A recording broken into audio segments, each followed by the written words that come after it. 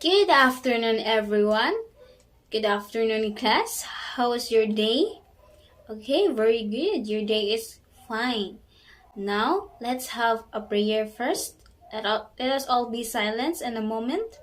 So, in the name of the Father, and of the Son, and of the Holy Spirit. Amen. So, again, class, good afternoon. Okay, so now let's check your attendance. Say present as I call your name. Abad, Santos, Reyes, Fuente. Okay, so everyone is present for today. So I have reminders for everyone. So please pay attention to the teacher. Turn on your mic when the teacher calls you or you want to answer. And turn off your mic when you are not being called or when you don't want to answer. Now class, get your assignment and let us check it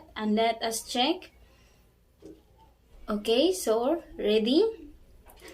Okay, so the direction is identify the pitches on the line below each note.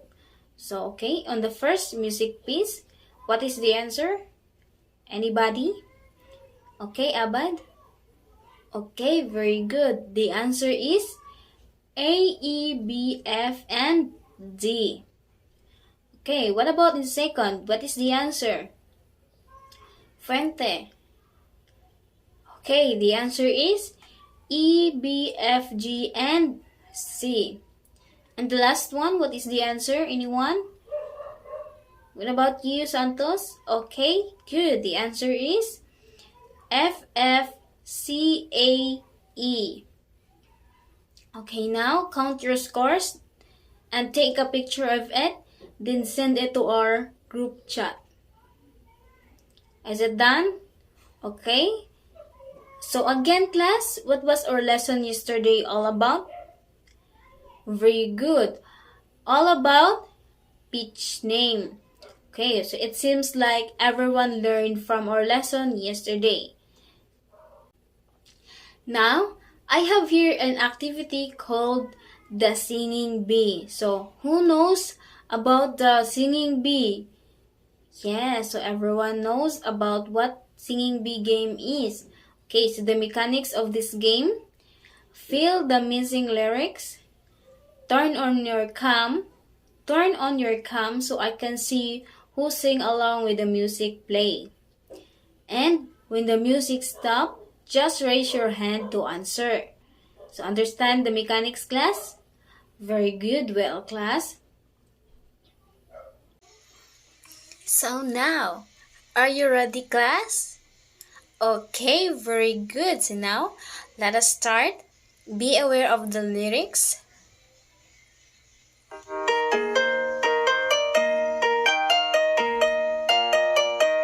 Humpty Dumpty sat on a...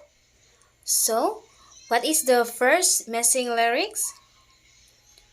Okay, very good. That is wall. Humpty Dumpty had a... So, what is the second missing lyrics? Everyone? So, anyone? What is the correct missing lyrics? Okay, so very good, Santos. That is great. Great fall, all the king's horses and all the king's men couldn't put... So what is the missing lyrics? So what about you, Fuente? What is the missing lyrics? Yes, it is Humpty. Together again. So now, class, does the activity is interesting? Great. So what can you observe while doing the game?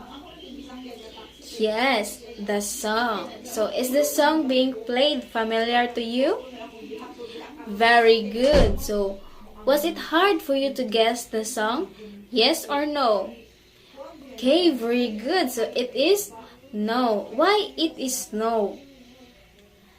Great. So Because the song is familiar to you. Now, the song that is being played has a time signature. Our topic for today is all about time signature. Firstly, it's important to understand the meaning of a time signature. So, what is time signature? So, time signature, it is a sign used in music to indicate meter and usually written as a fraction with the bottom number indicating the kind of notes used as a unit of time and the top number indicating the number of units in each measure. So, here's a video about time signature, the common type, note groupings, and the simple and compound time signature. So, take a look of it seriously as I ask questions after the video. Okay, class? Do you get it? Okay, very good. So now, watch the video. Signatures represent. So let's look at some fairly common time signatures. 4/4, this is a very common time signature. So much so, it is often abbreviated to this symbol. The C is short for common time. Now, I've already said that this time signature means that there are 4 crotchet beats in a bar. This is true, but it clearly doesn't mean that we can only write 4 crotchets in each bar. Of course not. We can write anything we wish in the bar as long as the total value of the beats is exactly 4, no more and no less. So this is acceptable. So is this. The 4 semiquavers equal beat 1. This crotchet is beat 2. The 2 quavers equal 1 beat, and the final crotchet equals 1 beat. So there are 4 beats in this bar. This bar is also acceptable. The 4 quavers equal 2. The final minim also equals 2. 2 plus 2 equals 4 beats we are allowed in this bar. The same is true for every other time signature. No matter what the time signature is displayed, every bar must equal the number of beats in the bar. So here's 3/8. Remember, this means 3 quaver beats in each bar. It doesn't mean you can only have 3 quavers in each bar. You can have 6 semiquavers if you wanted, or indeed almost any type of beat as long as it doesn't exceed 3 quavers. I mentioned a few moments ago that this symbol means 4/4. Here's a time signature that looks very similar but means something else. Notice that there is a line through the middle as if the C has been cut in two. Well, this is often called cut common time, and it represents 2/2. So firstly, remember, this is common time and equals 4/4. This is cut time, or cut common time, and represents 2/2. Now, a lot of students ask me why have 2/2 when you can just have 4/4, as they both have 4 crotchet beats in them. My answer is simply no.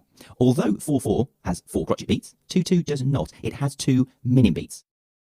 Okay, 2 minims can be split into 2 crotchet beats each. So you may ask, why have 2/2 at all? Well, there are quite a few reasons for this, but the most common reason is to do with the tempo or the pulse of the music. For example, 2/2 is quite commonly used for faster music. 4/4 is generally used for slower, not slow, but slower music in 4. Just don't worry too much about this. If you're writing a piece of music, it doesn't really matter whether you were to use 2/2 or 4/4. What's important is that you understand that 4/4 has 4 crotchet beats per bar, and 2/2 has 2 minim beats per bar. This does cause a problem if you're sitting a music theory exam and asked what time signature could be for this piece of music. Without really knowing how fast the music is to be played, it's pretty impossible to know for certain. Therefore, the answer could be 4/4 or 2/2. You'd get a mark for either.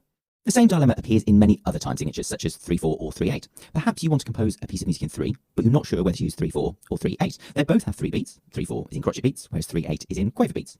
Generally, 3/8 is used for faster rhythms, but there's no real hard and fast rule, so don't worry too much about this. I will have a look a little more about this in my videos about composition.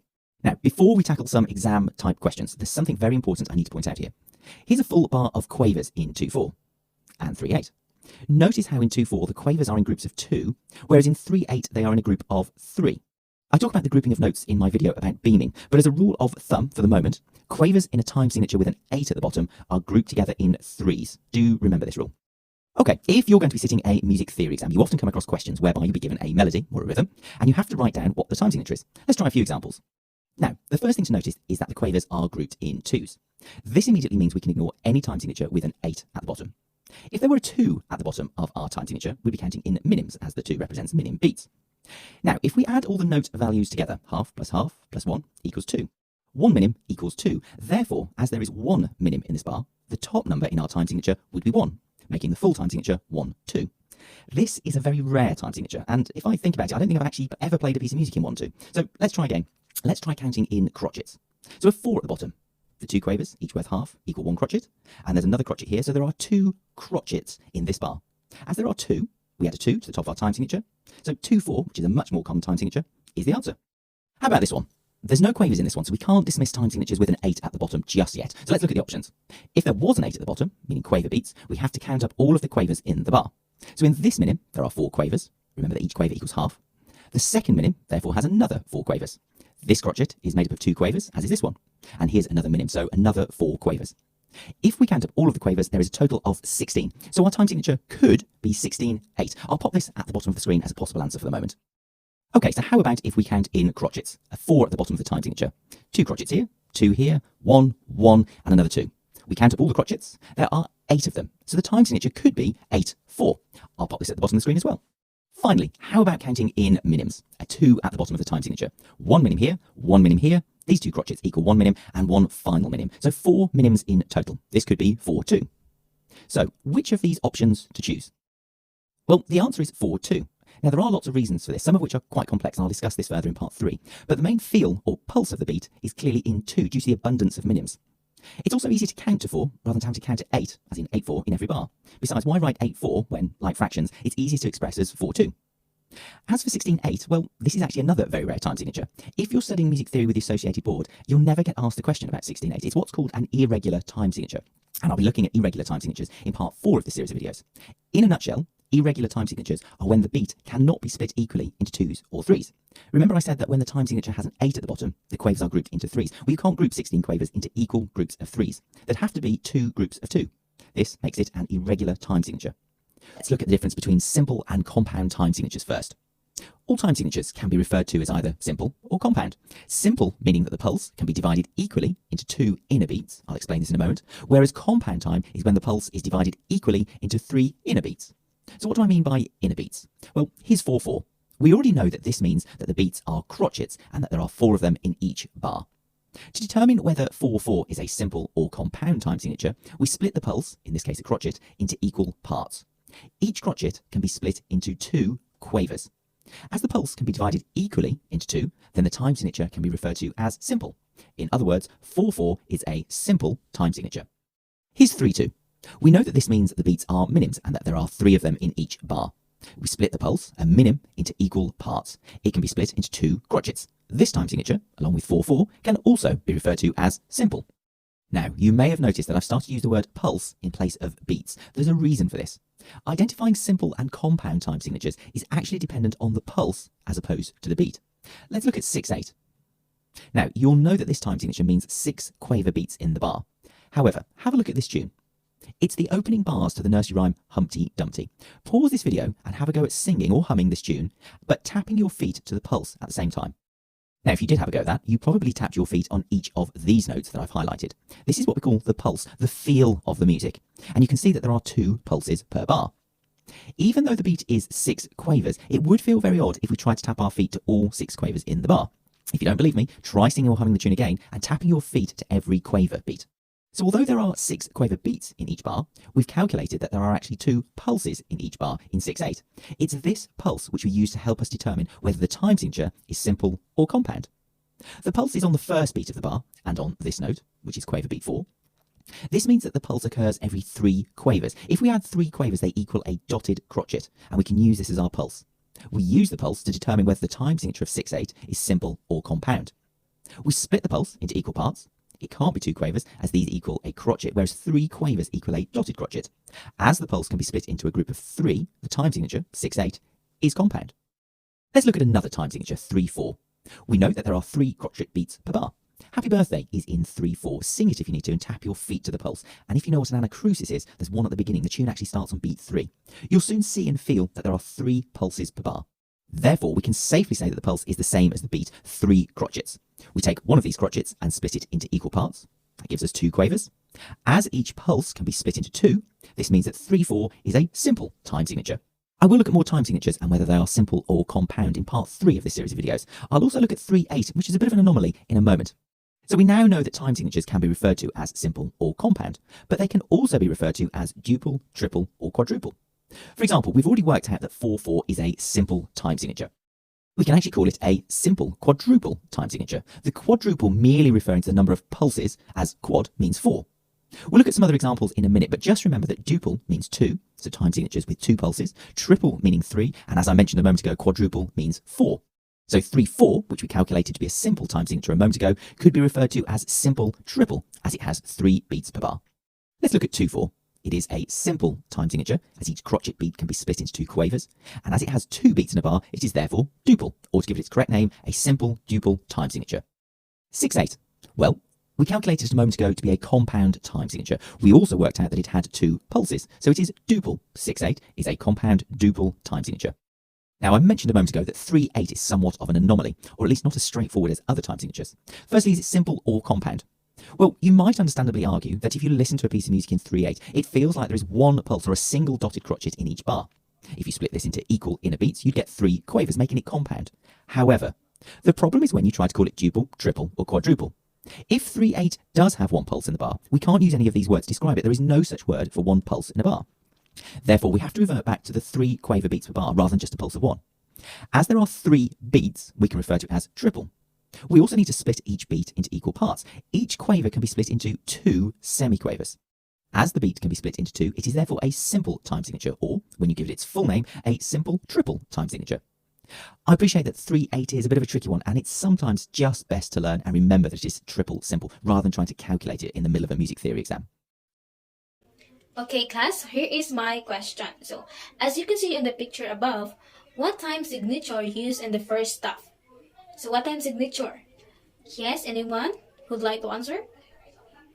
Yes, yes. What time signature used in the first staff? Okay, so it is 3/4.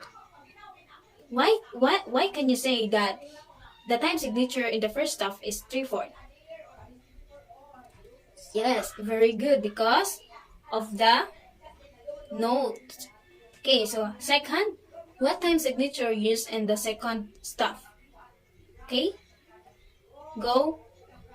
So what it is, Fuente? What time signature used in the second staff? Okay, so it is still a 3/4. Okay, so the next question, count the beat of the first and second measures of each staff. So you count how many beat the second and the third staff, measures of each staff. Okay, so how many beat? Yes, there are 3 beats, and so in the first measures there are 3 beats, and in the second measures there also are 3 beats. Now, next question. You can create your own musical note on the third measuring according to the time signature. So as you can see on the third measure, there is no stuff. So you can create this on your own. What I mean is there is no notation there. So you can create your musical notation on your own. Okay, so now let's try. Okay, who would like to answer? Anybody? Okay, so what about you, Aman? Okay, so you, and to your answer, you are only copying the second. You're only copying the second measures. Okay, so that is right. Some example. Okay, what about you? Okay, go, Reyes. Okay, very good. So class, did you understand what was our topic today? No clarification? No questions? Okay, so if you have no questions, that it means that you fully understand, or you understand what was our topic today. Okay, so very good, everyone. Now, I want you to get a piece of paper. I want you to answer this. All done, everyone? Okay, very good. And now for your assignments, search for the song Bahay Kubo and then you listen it. So, and also, then write the lyrics in a whole sheet of paper, then you'll send it to me tomorrow. That is all for today, class. I hope you understand our topic for today and you have learned and you gained some knowledge what about our discussion for today. Okay, thank you and goodbye, class.